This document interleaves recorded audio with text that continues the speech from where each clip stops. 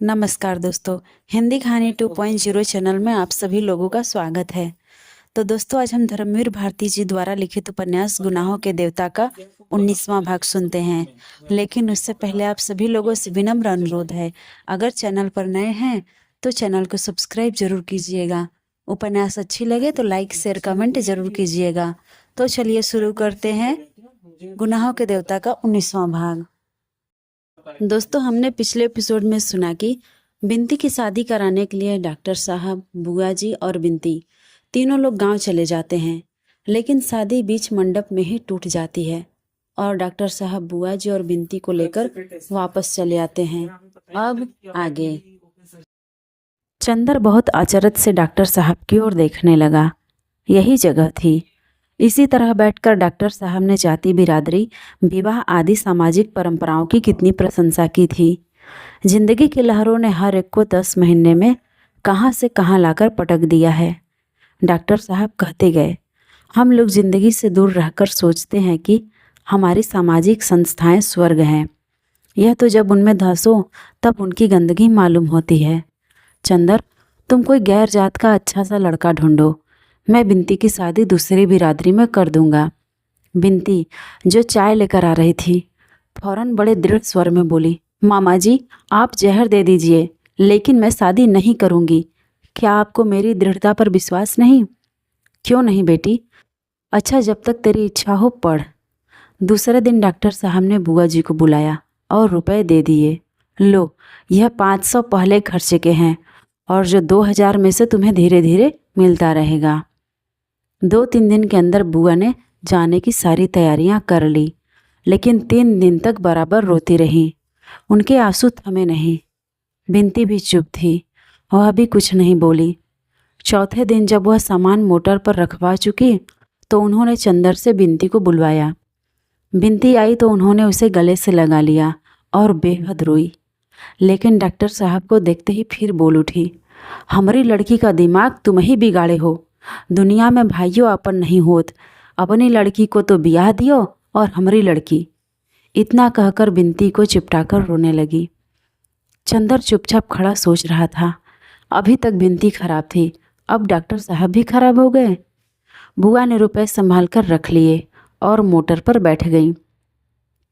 समस्त लांछनों के बावजूद डॉक्टर साहब उन्हें पहुंचाने के लिए स्टेशन तक गए। बिनती बहुत ही चुप सी हो गई थी। वह किसी से कुछ नहीं बोलती और चुपचाप काम किया करती थी। जब काम से फुर्सत पा लेती तो सुधा के कमरे में जाकर लेट जाती और जाने क्या सोचा करती। चंदर को बड़ा ताज्जुब होता था कि बिनती को देखकर जब वह खुश थी, बोलती चालती थी, तो चंदर बिनती से चिढ़ गया था। लेकिन बिनती के जीवन का यह नया रूप देखकर पहले की सभी बातें भूल गया और उससे फिर बात करने की कोशिश करने लगा। लेकिन बिनती ज़्यादा बोलती ही नहीं। एक दिन दोपहर को चंदर यूनिवर्सिटी से लौटकर आया और उसने रेडियो खोल दिया। बिनती एक तस्तरी में अमरूद काट कर ले आई और रखकर जाने लगी। सुनो बिनती, क्या तुमने मुझे माफ़ नहीं किया? मैं कितना व्यथित हूँ बिनती। अगर तुमको भूल से कुछ कह दिया हो तो तुम उसका इतना बुरा मान गई कि 2-3 महीने बाद भी नहीं भूली। नहीं, बुरा मानने की क्या बात है चंदर? बिनती एक फीकी हंसी हंसकर बोली, आखिर नारी का भी एक स्वाभिमान है। मुझे माँ बचपन से कुचलती रही। मैंने तुम्हें दीदी से बढ़कर माना। तुम भी ठोकरें लगाने लगे और ठोकर लगाने से बाज नहीं है। फिर भी मैं सब सहती गई। उस दिन जब मंडप के नीचे मामा जी ने ज़बरदस्ती हाथ पकड़कर खड़ा कर दिया तो मुझे उसी क्षण लगा कि मुझ में भी कुछ सत्व है। मैं इसलिए नहीं बनी हूँ कि दुनिया मुझे कुचलती ही रहे। अब मैं विरोध करना, विद्रोह करना भी सीख गई हूँ। जिंदगी में स्नेह की जगह है, लेकिन स्वाभिमान भी कोई चीज़ है और तुम्हें अपनी ज़िंदगी में किसी की ज़रूरत भी तो नहीं है। कहकर बिनती धीरे धीरे चली गई। अपमान से चंदर का चेहरा काला पड़ गया। उसने रेडियो बंद कर दिया और तस्तरी उठाकर नीचे रख दी और बिना कपड़ा बदले ही पम्मी के यहाँ चल दिया। मनुष्य का एक स्वभाव होता है, जब वह दूसरे पर दया करता है तो वह चाहता है कि याचक पूरी तरह विनम्र होकर उसे स्वीकार करे। अगर याचक दान लेने में कहीं भी स्वाभिमान दिखलाता है तो आदमी अपनी दान वृत्ति और दया भाव भूलकर नृशंसता से उसके स्वाभिमान को कुचलने में व्यस्त हो जाता है। आज हफ्तों के बाद चंदर के मन में बिंती के लिए कुछ स्नेह कुछ दया जागी थी। बिंती को उदास मौन देखकर, लेकिन बिंती के इस स्वाभिमान भरे उत्तर ने फिर उसके मन का सोया हुआ सांप जगा दिया था। वह इस स्वाभिमान को तोड़कर रहेगा, उसने ऐसा सोचा। पम्मी के यहाँ पहुँचा तो अभी धूप थी। जेनी कहीं गई थी और बरटी अपने तोते को कुछ खिला रहा था। कपूर को देखते ही हंसकर अभिवादन किया और बोला, पम्मी अंदर है। वह सीधा अंदर चला गया। पम्मी अपने शयन कक्ष में बैठी हुई थी। कमरे में लंबी लंबी खिड़कियां थीं, जिनमें लकड़ी के चौखटों में रंग बिरंगे शीशे लगे हुए थे। खिड़कियां बंद थी और सूरज की किरणें इन शीशे पर पड़ रही थी और पम्मी पर सातों रंग की छायाएं खेल रही थी। वह झुकी हुई सोफे पर अधलेटी कोई किताब पढ़ रही थी। चंदर ने पीछे से जाकर उसकी आंखें बंद कर ली और बगल में बैठ गया। कपूर अपनी सुकुमार उंगलियों से चंदर के हाथों को आंखों पर से हटाते हुए पम्मी बोली और पलकों में बेहद नशा भरकर सोनजूही की मुस्कान बिखेरकर चंदर को देखने लगी। चंदर ने देखा वह ब्राउनिंग की कविता पढ़ रही थी। वह पास बैठ गया। पम्मी ने उसे अपने वश पर खींच लिया और उसके बालों से खेलने लगी। चंदर थोड़ी देर चुपचाप लेटा रहा। फिर पम्मी के गुलाबी होठों पर उंगलियां रखकर बोला, पम्मी, तुम्हारे वश पर सिर रखकर मैं जाने क्यों सब कुछ भूल जाता हूँ। पम्मी, दुनिया वासना से इतना घबराती क्यों है? मैं ईमानदारी से कहता हूँ, अगर किसी को वासनाहीन प्यार करके, किसी के लिए त्याग करके मुझे जितनी शांति मिलती है, पता नहीं क्यों मानसलता में भी उतनी ही शांति मिलती है। ऐसा लगता है कि शरीर के विकार अगर आध्यात्मिक प्रेम में जाकर शांत हो जाते हैं तो लगता है आध्यात्मिक प्रेम में प्यासे रह जाने वाले अभाव फिर किसी के मानसल बंधन में ही आकर बुझ पाते हैं। कितना सुख है तुम्हारी ममता में। चंदर के होठों को अपनी उंगलियों से दबाते हुए पम्मी बोली, चरम शांति के क्षणों को अनुभव किया करो, बोलते क्यों हो? चंदर चुपचाप हो गया और लेट गया। पम्मी की केसर श्वासें उसके माथे को रह रहकर चूम रहे थे और चंदर के गालों को पम्मी के वश में धड़कता हुआ संगीत गुदगुदा रहा था। चंदर का एक हाथ पम्मी के गले में पड़ी इमिटेशन हीरे की माला से खेलने लगा। सारस के पंखों से भी ज़्यादा मुलायम सुकुमार गर्दन से छूटने पर उंगलियां लाजवंती की पत्तियों की तरह सकुचा जाती थी। माला खोल ली और उसे उतारकर अपने हाथ में ले लिया। पम्मी ने माला लेने के लिए हाथ बढ़ाया ही था कि गले के बटन टच से टूट गए। बर्फानी चांदनी उफनकर छलक पड़ी। चंदर को लगा उसके गालों के नीचे बिजलियों के फूल सिहर उठे हैं और एक मदमाता नशा टूटते हुए सितारों की तरह उसके शरीर को चीरता हुआ निकल गया। वह कांप उठा, सचमुच कांप उठा। नशे में चूर वह उठकर बैठ गया और उसने पम्मी को अपनी गोद में डाल लिया।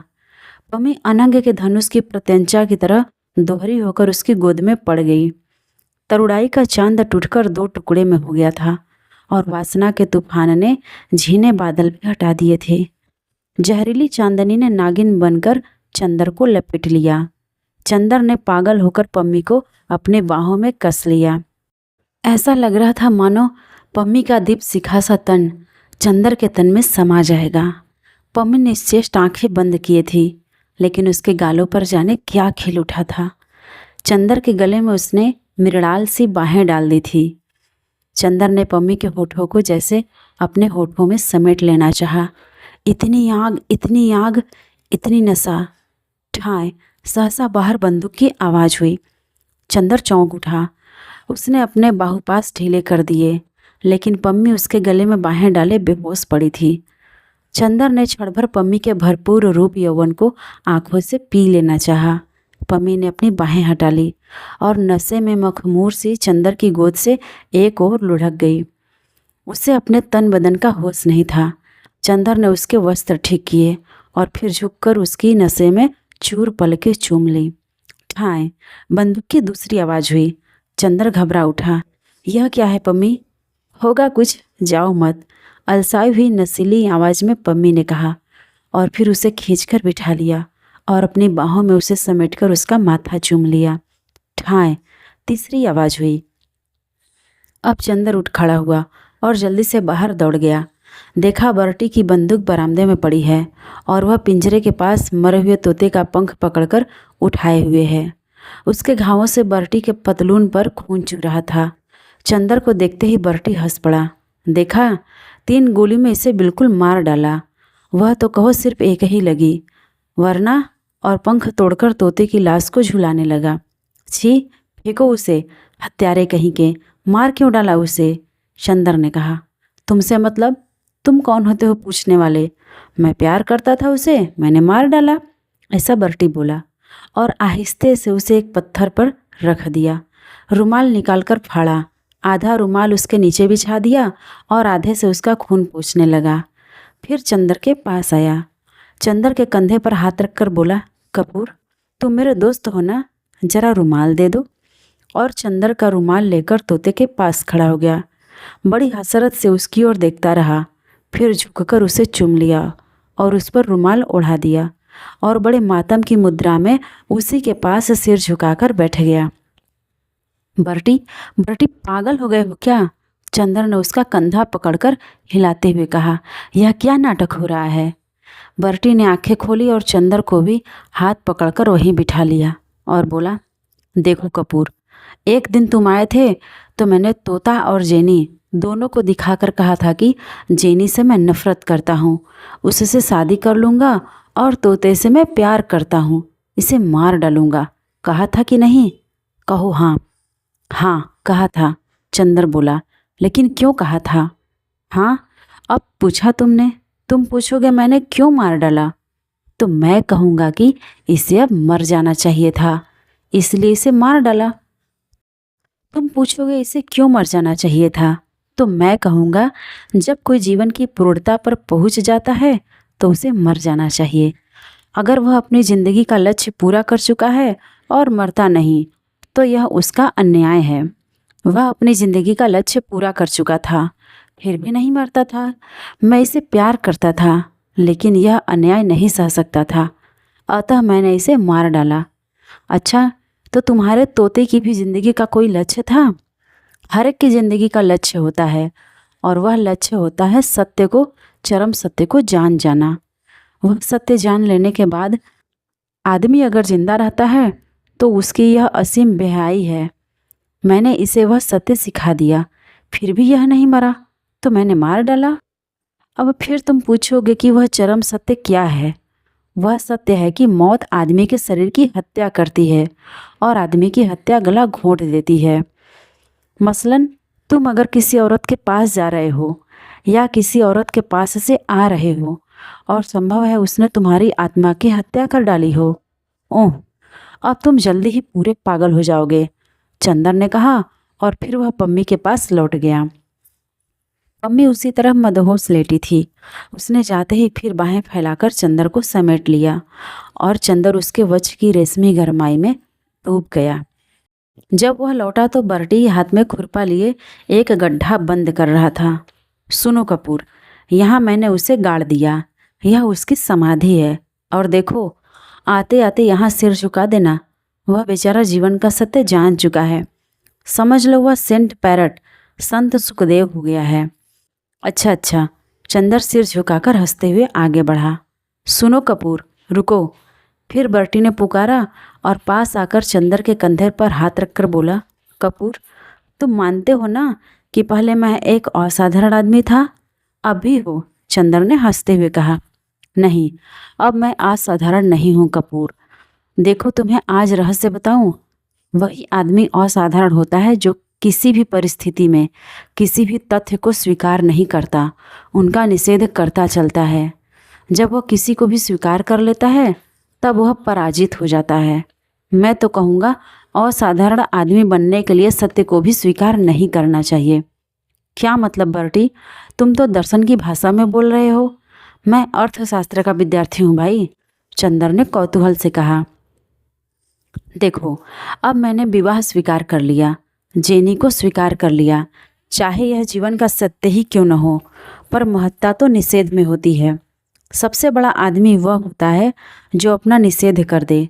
लेकिन मैं अब साधारण आदमी हूँ, सस्ती किस्म का अदना व्यक्ति। मुझे कितना दुख है आज। मेरा तोता भी मर गया और मेरी असाधारणता भी।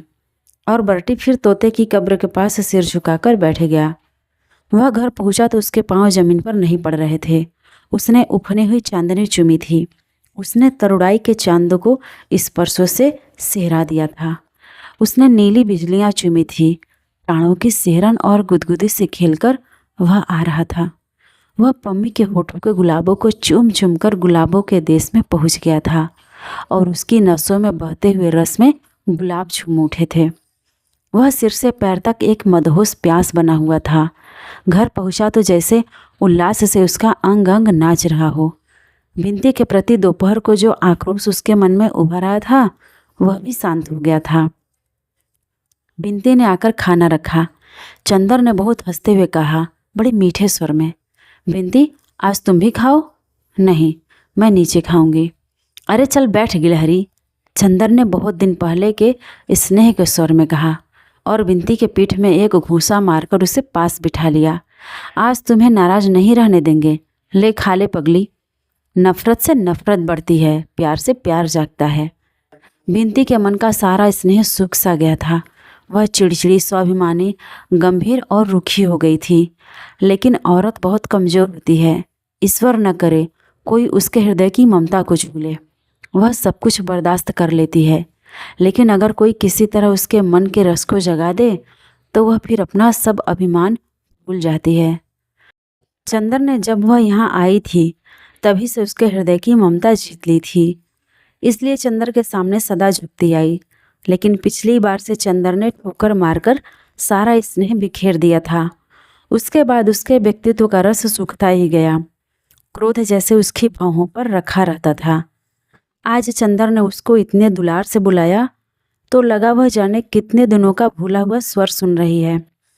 चाहे चंदर के प्रति उसके मन में कुछ भी आक्रोश क्यों न हो, लेकिन वह इस स्वर का आग्रह नहीं टाल सकती। यह वह भली प्रकार जानती थी। वह बैठ गई। चंदर ने एक कौर बनाकर बिंती के मुंह में दे दिया और बिंती ने खा लिया। चंदर ने बिंती की बाहों में चुटकी काटकर कहा, अब दिमाग ठीक हो गया पगली का, इतने दिनों से अकड़ी फिरती थी। बिंती ने बहुत दिन के भूले हुए स्नेह के स्वर में कहा। खुद ही तो अपना दिमाग बिगाड़े रहते हैं और हमें इल्ज़ाम लगाते हैं। तरकारी ठंडी तो नहीं है। दोनों में सुलह हो गई। जाड़ा अब काफ़ी बढ़ गया था। खाना खा लेने के बाद बिंती साल ओढ़े चंदर के पास आई और बोली, लो इलायची खाओगे? चंदर ने ले ली। छिलकर आधे दाने खुद खा लिए, आधे बिंती के मुंह में दे दिए। बिंती ने धीरे से चंदर की उंगलियां दांत से दबा ली। चंदर ने हाथ खींच लिया। बिंती उसी के पलंग पर पास ही बैठ गई और बोली, याद है तुम्हें, इसी पलंग पर तुम्हारा सिर दबा रही थी तो तुमने शीशी फेंक दी थी। हाँ याद है, अब कहो तुम्हें उठाकर फेंक दूँ? चंदर आज बहुत खुश था। मुझे क्या फेंकोगे? बिंती ने शरारत से मुंह बनाकर कहा, मैं तुमसे उठूंगी ही नहीं। जब अंगों का तूफान एक बार उठना सीख लेता है तो दूसरी बार उठते हुए उसे देर नहीं लगती। अभी वह अपने तूफान में पम्मी को पीस कर आया था। सिरहाने बैठी हुई बिंती हल्का बादामी साल ओढ़े रह रहकर मुस्कुराती और गालों पर फूलों के कटोरे खिल जाते। आँख में एक नई चमक। चंदर थोड़ी देर देखता रहा। उसके बाद उसने बिंती को खींचकर कुछ हिचकते हुए बिंती के माथे पर अपने होठ रख दिए। बिंती कुछ नहीं बोली, चुपचाप अपने को छुड़ाकर सिर झुकाए बैठी रही और चंदर के हाथ को अपने हाथ में लेकर उसकी उंगलियां चिटकाती रही। सहसा बोली, अरे तुम्हारे कफ का बटन टूट गया है, लाओ सिल दूँ। चंदर को पहले कुछ आश्चर्य हुआ, फिर कुछ ग्लानि। बिंती कितना समर्पण करती है उसके सामने, लेकिन उसने अच्छा नहीं किया। पम्मी की बात दूसरी है, बिंती की बात दूसरी। बिंती के साथ एक पवित्र अंतर ही ठीक रहता। बिंती आई और उसके कफ के बटन सिलने लगी। सिलते सिलते बचे हुए डोरे को दांत से तोड़ती हुई बोली, चंदर एक बात कहें, मानोगे? क्या? पम्मी के यहाँ मत जाया करो। क्यों? पम्मी अच्छी औरत नहीं है। वह तुम्हें प्यार नहीं करती, तुम्हें बिगाड़ती है। यह बात गलत है बिंती। तुम इसलिए कह रही हो ना कि उसमें वासना बहुत तीखी है। नहीं, यह नहीं।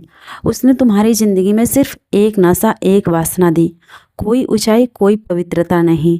कहाँ दीदी, कहाँ पम्मी? किस स्वर्ग से उतरकर तुम किस नरक में फंस गए? पहले मैं भी यही सोचता था बिनती, लेकिन बाद में मैंने सोचा कि माना किसी लड़की के जीवन में वासना ही दिखी है, तो क्या इसी से वह निंदनीय है? क्या वासना स्वतः में निंदनीय है? गलत। यह तो स्वभाव और व्यक्तित्व का अंतर है बिनती। हर एक से हम कल्पना नहीं मांग सकते, हर एक से वासना नहीं पा सकते। बादल है, उस पर किरण पड़ेगी इंद्रधनुष ही खिलेगा। फूल है, उस पर किरण पड़ेगी तबस्सुम ही आएगा। बादल से हम मांगने लगे तबस्सुम और फूल से मांगने लगे इंद्रधनुष, तो यह तो हमारी एक कवित्वमय भूल होगी। माना एक लड़की के जीवन में प्यार आया, उसने अपने देवता के चरणों पर अपनी कल्पना चढ़ा दी। दूसरी के जीवन में प्यार आया, उसने चुंबन, आलिंगन और गुदगुदी की बिजलियां दी। एक बोली, देवता मेरे, मेरा शरीर चाहे जिसका हो, मेरी पूजा भावना, मेरी आत्मा तुम्हारी है और वह जन्म जन्मांतर तक तुम्हारी ही रहेगी। और दूसरी दीप शिखासी लहराकर बोली, दुनिया कुछ कहे, अब तो मेरा तन मन तुम्हारा है, तो मैं बेकाबू हूँ, मैं क्या करूँ? मेरे तो अंग अंग जैसे अलसाकर चूर हो गए हैं तुम्हारी गोद में गिर पड़ने के लिए। मेरी तरुड़ाई पुलक उठी है तुम्हारे आलिंगन में पिस जाने के लिए। मेरे लाज के बंधन जैसे शिथिल हुए जाते हैं। मैं करूँ तो क्या करूँ? कैसा नशा पिला दिया है तुमने, मैं सब कुछ भूल गई हूँ। तुम चाहे जिसे अपनी कल्पना दो, अपनी आत्मा दो, लेकिन एक बार अपने जलते हुए होठों में मेरे नरम गुलाबी होठ समेट लो ना। बताओ बिनती, क्यों पहले की भावना ठीक है और दूसरी की प्यास गलत?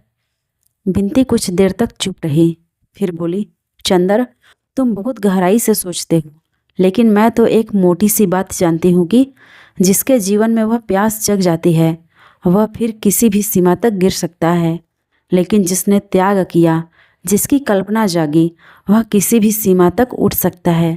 मैंने तो तुम्हें उड़ते हुए देखा है। गलत है बिनती, तुमने गिरते हुए देखा है मुझे। तुम मानोगी कि सुधा से मुझे कल्पना ही मिली थी, त्याग ही मिला था, पवित्रता ही मिली थी, पर वह कितने दिन टिकी? और तुम यह कैसे कह सकती हो कि वासना आदमी को नीचे ही गिराती है? तुम आज की ही घटना लो।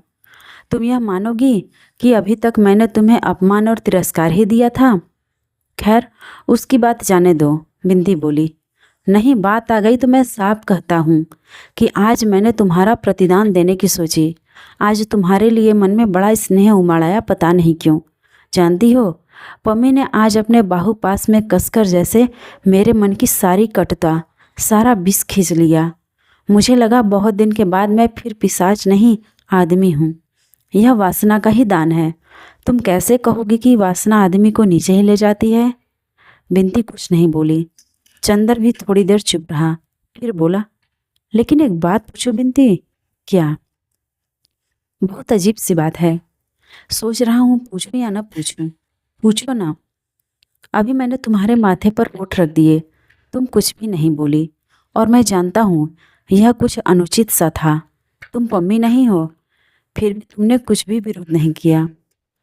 बिंदी थोड़ी देर तक चुपचाप अपने पाँव की ओर देखती रही, फिर शॉल के छोर से एक डोरा खींचते हुए बोली, चंदर, मैं अपने को कुछ समझ नहीं पाती। सिर्फ इतना जानती हूँ कि मेरे मन में तुम जाने क्या हो। इतने महान हो कि मैं तुम्हें प्यार नहीं कर पाती, लेकिन तुम्हारे लिए कुछ भी करने से अपने को रोक नहीं सकती।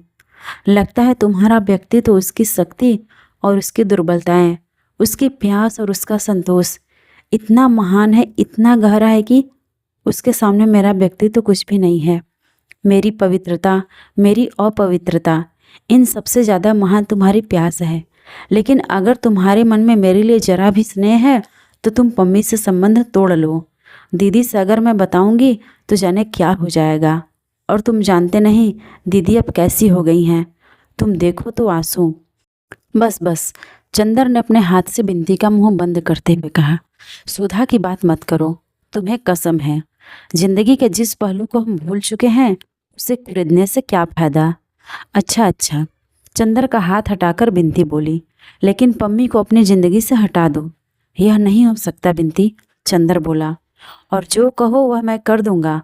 हाँ, तुम्हारे प्रति आज तक जो दुर्व्यवहार हुआ है उसके लिए मैं तुमसे क्षमा मांगता हूँ। छी चंदर, मुझे शर्मिंदा मत करो।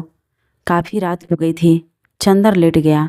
बिनती ने उसे रजाई उड़ा दी और टेबल पर बिजली का स्टैंड रखकर बोली, अब चुपचाप सो जाओ। बिनती चली गई। चंदर पड़ा पड़ा सोचने लगा। दुनिया गलत कहती है कि वासना पाप है।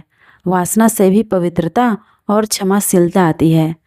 पम्मी से उसे जो कुछ मिला, अगर वह पाप है तो आज चंदर ने जो बिनती को दिया उसमें इतनी क्षमा, इतनी उदारता और इतनी शांति क्यों थी? उसके बाद बिनती को वह बहुत दुलार और पवित्रता से रखने लगा। कभी कभी जब वह घूमने जाता तो बिनती को भी ले जाता था। न्यू ईयर के दिन पम्मी ने दोनों को दावत दी। बिनती पम्मी के पीछे चाहे चंदर से पम्मी का विरोध कर ले, पर पम्मी के सामने बहुत शिष्टता और स्नेह का बर्ताव करती थी। डॉक्टर साहब की दिल्ली जाने की तैयारी हो गई। बिनती ने कार्यक्रम में कुछ परिवर्तन करा लिया था।